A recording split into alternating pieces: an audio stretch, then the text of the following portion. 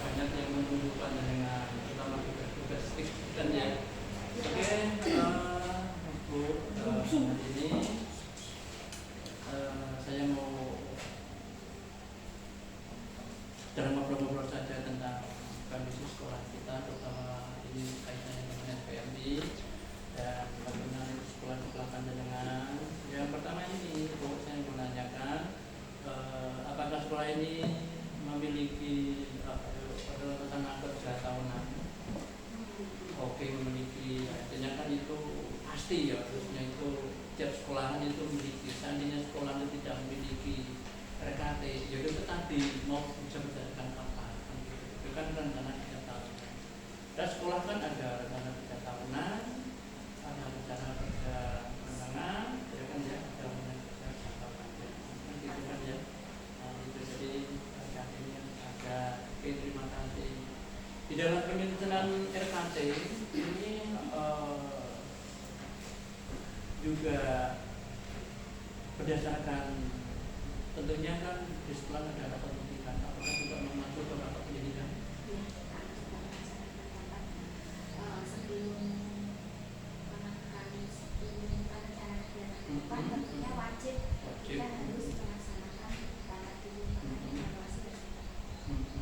Terutama sumbernya dari rapat pendidikan ya, rapat pendidikan mungkin, dan juga tadi juga dari daya dukung yang lain, artinya kan dari guru dan sebagainya, itu untuk menyusun RKT seperti itu mungkin. Di dalam menyusun RKT apakah ini juga disusun oleh panjenengan sendiri atau juga oleh warga sekolah, misalnya bapak ibu guru, penjaga, komite dan sebagainya? Oke, melibatkan itu apa enggak? Iya, pasti Pak, pasti Pasti kami ya. melibatkan. Tidak mungkin saya bisa sendiri merencanakan, Oke. saya butuh koordinasi dengan teman-teman terkait kegiatan-kegiatan yang harus saya lakukan selama 1 tahun ke depan, dan pasti saya juga melibatkan komite sekolah, bahkan wali murid, dan insya Allah bukti perlibatannya ya harus kami sampaikan pada saat nanti acara sosialisasi di sini. Nyambung ya. Jadi apa yang dilakukan itu, kalau kita itu mendatangkan komite untuk acara di sekolah, dia tahu persis program sekolah apa gitu ya. Oke. Dan juga jangan sampai itu hanya bapak dan ibu guru contoh kita hanya apa itu rencana sekolah, program sekolahan, dia karena dilibatkan gitu. Terus saya kira sekolah juga punya KSP gitu kan ya. Nyambung nggak dengan RKT-nya itu? Nyambung Pak, harus nyambung. Oke, harus nyambung. Harus nyambung, kalau nggak nyambung, karena salah satu pertama kan memang harus KSP dan Ya, RKT itu betul. harus sinergi. Nah, apa betul. yang kita lakukan itu kan harus sesuai dengan kurikulum, harus sesuai yang menjadi pedoman punya sekolah kan kurikulum itu. Jadi malah kurikulumnya jadi dasar untuk salah satu dasar untuk penyusunan RKT. Realisasinya gitu ya, untuk melaksanakan KSP itu tadi. Oke, di dalam penyusunan RKT ini tentunya kan pasti nanti nyambung ke namanya rencana kerja, tapi juga nanti akan nyambung ke RKAS kan gitu kan ya. Itu sudah pasti kan seperti itu. Nah, di dalam penyusunan RKAS dan RKT ke RKAS itu apa menggunakan pendekatan kita kenal dengan IRB kan gitu,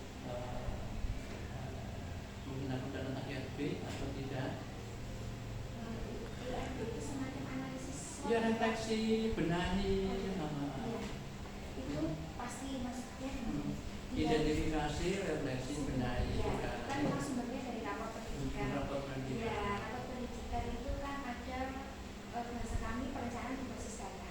Jadi apa yang kita tuang di rapat pendidikan itu nanti ada beberapa warna, hijau, kuning, merah. Dan tentunya yang merah itu menjadi perhatian utama. Prioritas gitu ya. Prioritas kami. Jadi kami berefleksi dasarnya apa, berdasarkan datanya ya data dari rapat pendidikan. Tetapi rapat pendidikan itu hanya menjadi bukan satu-satunya sumber kami untuk melakukan RKT, tetapi itu menjadi salah satu dasar istilah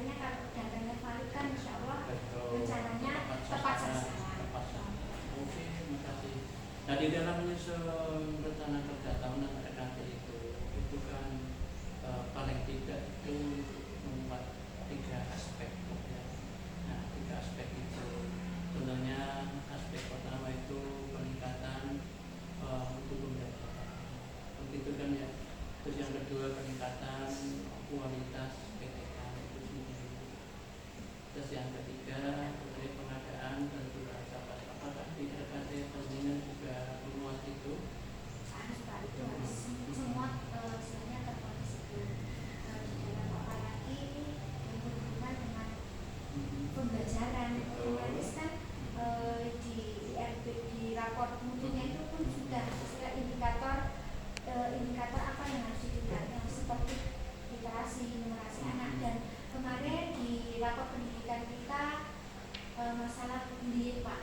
Jadi ini nanti akan menjadi istilahnya salah satu rencana di RKT kami terkait kegiatan-kegiatan yang terkait bullying dan kegiatan numerasi literasi.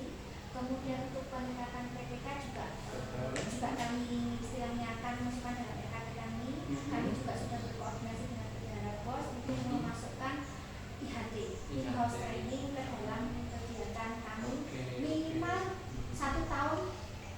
Saya mintanya 1 semester 1 kali, tetapi kami kan belum istilahnya secara detail, tapi minimal ya nanti 1 tahun ada 1 kali IHT, dan kami mendatangkan insya Allah IHT-nya nanti ya bisa dari luar, jadi bukan untuk sendiri.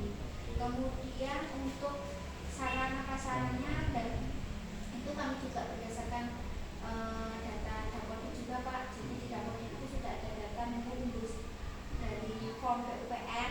Nah, jadi nanti yang kiranya perawatan yang bisa dianggarkan dari anggaran POS tetap kami anggarkan.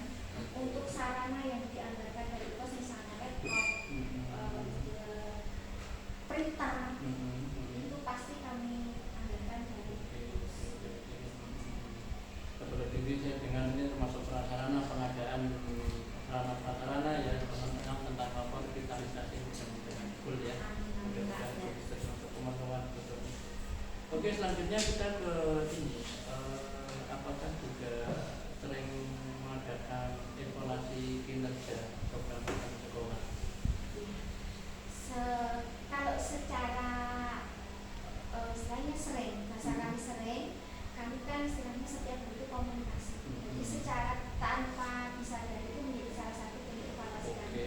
Justru itu acaranya kesini persiapannya, tetapi secara istilahnya resmi kami agendakan satu bahasa kami ya 1 bulan sekali, bukan 1 bulan sekali, 1 minggu sekali kami adakan briefing. Apalagi sekarang setiap semester itu kan ada apel pagi ya Pak yang harus diupdate juga, dan harus itu ya kami berproses minimal ya nanti dari 1 bulan menjadi 2 minggu, kalau bisa 1 minggu sekali, tergantung nanti situasi dan kondisi. Tapi setidaknya setiap hari itu kami sudah berada di kantor yang sama. Jadi Bapak Ibu guru itu setiap istilahnya istirahat atau longgar tidak ada yang menyendiri kecuali jam istirahat ya. Tapi pasti Bapak Ibu itu sering berkoordinasi di kantor. Jadi itu sebagai bentuk evaluasi apa yang kurang, saling mengingatkan. Itu yang secara istilahnya tidak formal ya, tetapi secara formal tentu kan ada kinerja ya Pak. Ada kinerja yang tersambung dengan ruang GTK. Apa yang itu otomatis kan Bapak Ibu guru sudah mencetak apa yang akan ditingkatkan di tahun ini. Ya saya tinggal itu secara ini saya gunakan kinerja untuk Bapak Ibu guru. Untuk operator layanan Mas Nur itu kan ada kinerja sendiri dan itu memang harus dinilai. Dia Pak Mas Nur menyampaikan bukti kegiatan yang disampaikan. Saya lihat istilahnya evaluasinya saya dari mana buktinya, dari foto-foto yang disampaikan Mas Nur di evaluasinya. Di dalam evaluasi kinerja itu dilakukan oleh panjenengan sendiri apa juga dari bersama-sama dengan Bapak dan Ibu guru juga ikut mengevaluasi? Tentunya Bapak Ibu guru harus mengevaluasi. Nanti Bapak Ibu guru itu punya istilahnya refleksi diri gitu Bapak Ibu, karena refleksi diri itu. Jadi saya tidak istilahnya Bapak Ibu guru bisa menilai dirinya sendiri dulu. Apakah saya sudah pembelajaran dengan baik? Apakah saya hari ini sudah senyum salam sapa dengan anak-anak? Apakah hari ini saya sudah melaksanakan istilahnya apa yang menjadi tugas saya hari ini yang diberikan oleh kepala sekolah? Jadi Bapak Ibu guru punya form refleksi sendiri. Dari sendiri dan nanti digabungkan dengan Iya Pak, dan ini sekolah seluruh warga gitu ya. Iya, nanti refleksi itu tentunya ya akan saya dokumentasikan. Oke. Nah di dalam mengevaluasi kinerja itu tentunya tentunya kan ada sumber-sumber data ya, sumber-sumber data yang dibutuhkan kan gitu kan ya. Nah, sumber data itu ada sumber data internal, ada sumber data yang bersifat eksternal.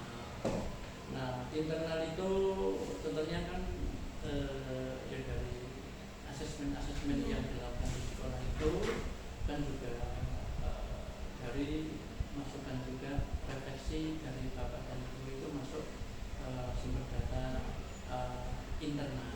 Itu juga bisa dilakukan seperti itu, bisa dilakukan. Sudah kami lakukan, apalagi kalau internal itu buktinya jelas kalau dari ibu sudah istilahnya saya sudah melaksanakan pembelajaran dengan baik, punya modelnya. Jadi itu evaluasi diri itu nyambung sekali dengan supervisi pembelajaran. Jadi Bapak Ibu sudah menunjukkan modulnya, minimal modul ada jurnal harian mengajar, itu bagi saya sudah istilahnya sesuatu sekali Bapak Ibu. Kemudian ada daftar kelasnya, jadi Bapak Ibu itu punya daftar kelas, daftar hadir itu sebagai bahan evaluasi juga. Selain sekarang itu kehadiran ya Pak lewat seminar itu kan juga bukti salah satu menjadi sumber istilahnya internal saya, terutama internal Bapak Ibu guru. Tapi kalau sumber eksternal ya tentu saya secara ini catatan anekdot dari wali murid lah istilahnya, oh Pak ini Bu ini seperti ini. Sumber data eksternal itu yang pertama itu sumber data publik. Ya. Itu pasti bapak pegangannya kan gitu. Ada selain pendidikan untuk bahan evaluasi, ya terutama dari kami